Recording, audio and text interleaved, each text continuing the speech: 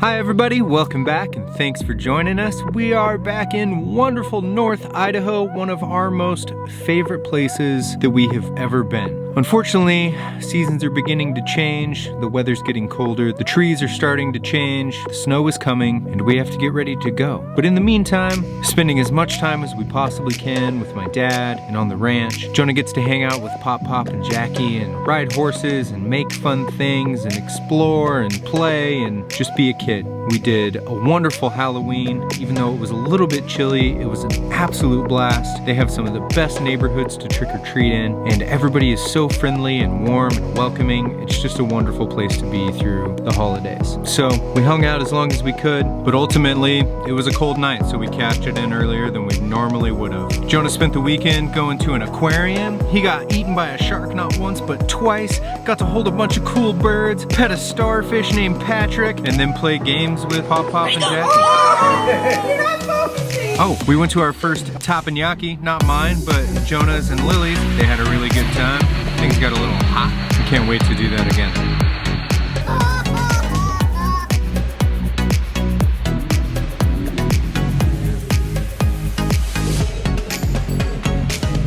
Hi, Daddy. Oh, hi.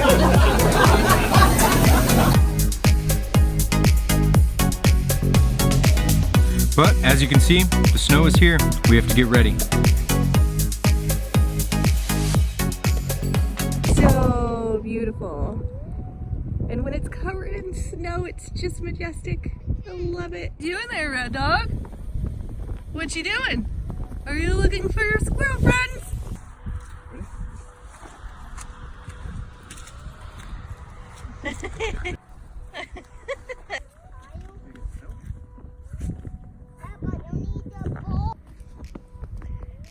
What you doing there?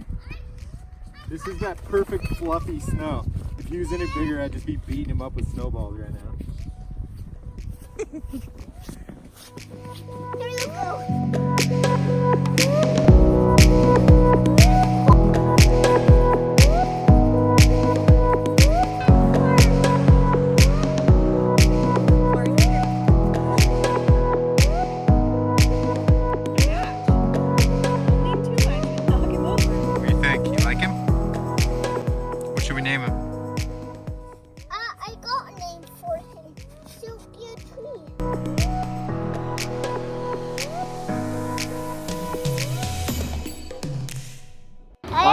Idaho. The snow is coming down, so I guess we have to go. We really don't have a choice.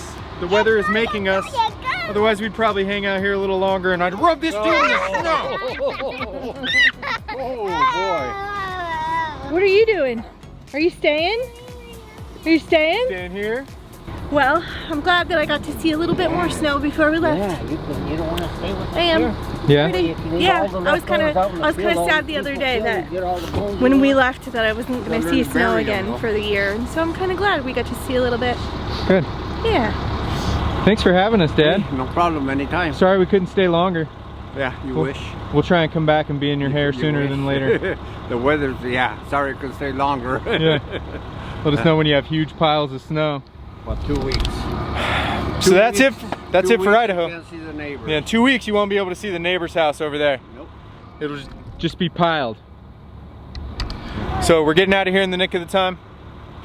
Unfortunately, we'll be back soon. You're on candid camera. And off again we go. On the road we are. Instead of watching us do a bunch of driving through a bunch of boring, and I mean boring, Eastern Washington. This is a little bit on our Chinese diesel heater that we decided to put in for some defrost and front supplemental heat. So check that out while we drive our faces off. Hi, my name is Jesse. I have a schoolie problem.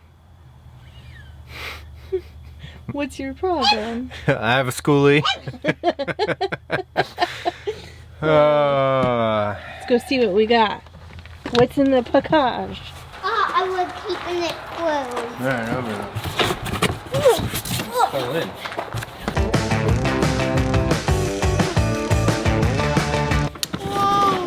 Whoa! What do you think, Jonah? If you guys have heard of a Wabasto heater before. These are kind of the same thing, but they are what's called a knockoff. A knockoff, I tell you. Because when you knock it off, sometimes it's awesome. Knock it off. No, you knock it off. So this is what's called a bunk heater, a cab heater, whatever. It's a little diesel heater that they make for RVs, trucks, etc. They're just now coming out with some that seem to be good knockoffs. We know some people that have them and they recommend them, and we need one for up front for just defrost and, you know, other stuff like that. So see if we can get this put in. So getting ready to put this in up front so we can have a little bit of heat while we drive, because wood stoves don't work while you're driving, or at least it's just not the best idea. So we don't have any heater up front because we yanked ours out at the very beginning, so now I'm putting one back in. Our original heater was very noisy, didn't work very well, and took up a ton of room, so we got rid of it. We've made a couple trips that were a little bit chilly. We'd rather not. So, ta-da! And it's one of my favorite colors. That's fluorescent red, folks. Honda red. Did you have a choice in color? I could have bought a different kind that were different colors. In usual fashion, I knock huge holes in things. I put one there. I put two down here. See if we can get you in there. Big hole there. And then another little one there. Wires there, wires there, wires run up there. Big hole, because that's where the intake, exhaust, all that stuff goes. So we're gonna get this puppy in and have double warmth, because now we have it's funny. We've spent all this time cold and now we're setting up 2 heat systems in less than a week of each other. Go figure. That is all. Heater number 1. Heater number 2. What's that you say? I'm cold. Okay, so while Jesse continues to work on our heat sources, I'm going to work on a massive project. Oh. See all of those belly boxes underneath there? Well, they're on the other side too. And in each one of those boxes are tools, construction supplies, plumbing supplies, paint supplies, you name it. And it's all jumbled up in a mess.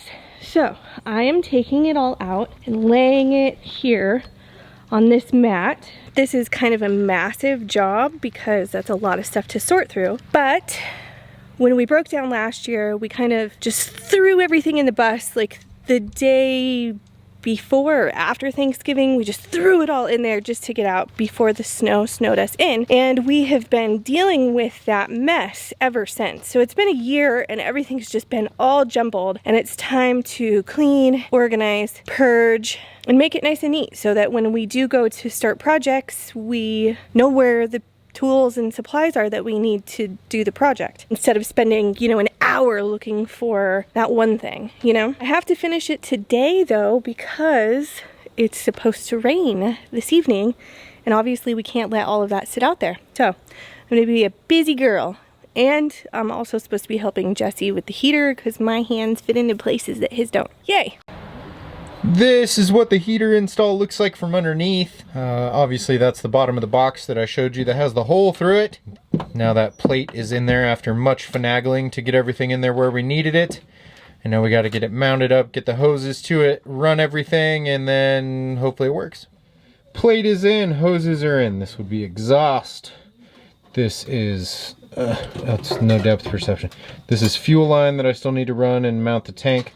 And this is fresh air inlet. Just had to make sure and take wiring, whatever, tie it up out of the way so nothing is near this. Now it's all just surrounded by metal, so that should be fine. I was like, what is that noise? That's a boy. Over there doing boy things. Jonah, what you doing? Nothing. Just playing. So now I gotta figure out where underneath this thing do we want to put a tank. I like the idea of putting it over there somewhere, but I don't know if that's gonna work. Love. Where were we gonna hook these up at? Those would be driving lights. You hook them up, you know, anywhere on the front of a vehicle. I really like these. Can we figure out Well, let me get right on it. where to put them? I love you.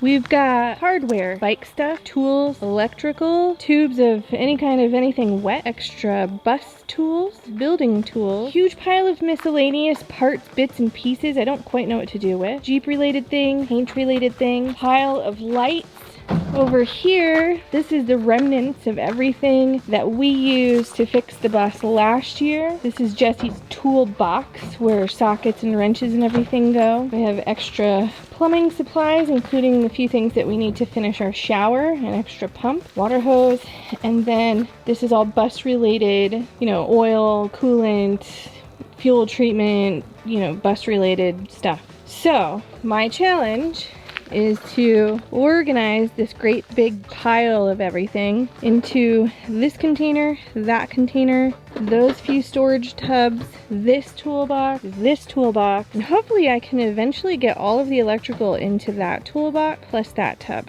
I don't quite know how I'm gonna do it yet. I think I should start off by maybe getting rid of the stuff that we don't need, which isn't very much. We need a lot of this stuff.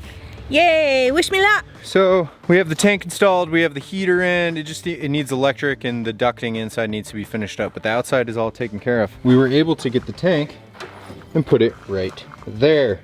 I went ahead and filled it up with fuel so we can see if there's any leaks in the tank itself. This is the door for my window washer fluid, which used to take up, you know, the full part of this. You can see where the holes used to be. But I just moved it over a few inches and stuck it back in, and now we can get that in there as well. So hopefully that works out. It's about to rain and it's evening time. I haven't eaten. It's already dinner time, so we should probably get that taken care of. We're gonna have to wrap this up tomorrow, so we will see you then.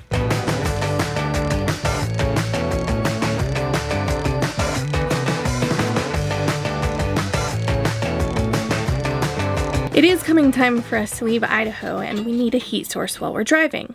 Insert cheap Chinese stove that's supposed to be like Webasto. Well, we got the whole thing installed in the most difficult of positions and went to go turn it on this morning to test it and make sure everything's working properly, and it's not. It's got an error code. Now here's the complex part of that error code. It's from China, remember. So error code states, check magnet polarity, Holzer sensor position. So weird. Look it up on YouTube and it turns out it has something to do with the fan. Well, Jesse went to go move the fan and it's not rotating whatsoever. So now we're having to fumble and mumble and jumble with this thing. Of course, it can never just work right out of the box because that would be too easy. Gotta love a good challenge. All right, so we took the lid off of the heater and this is what we've found so far. Now, we did the smart thing and put it in this box that's like just a hair too small for it. So we really had to wrestle to get it in here, which means getting it out is awfully difficult. This fan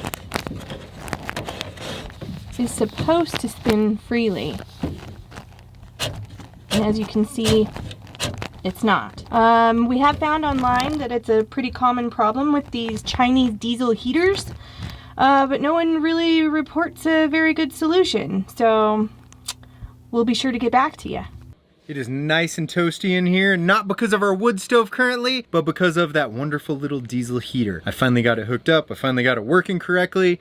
It seems like a bunch of them have a problem with the fan dragging on the inside of the case. It throws an error code, it doesn't run, doesn't start. Instead of, some people sand it down, some people try to adjust it. I just took the end of the fan and just cut the piece off that was dragging because it doesn't need to be there for the intake. So now it is toasty warm in here. I actually need to take off this sweatshirt and let me show you how it's all set up. Here she is down in here. It's probably kind of loud because it is currently running, but that's all the louder it gets.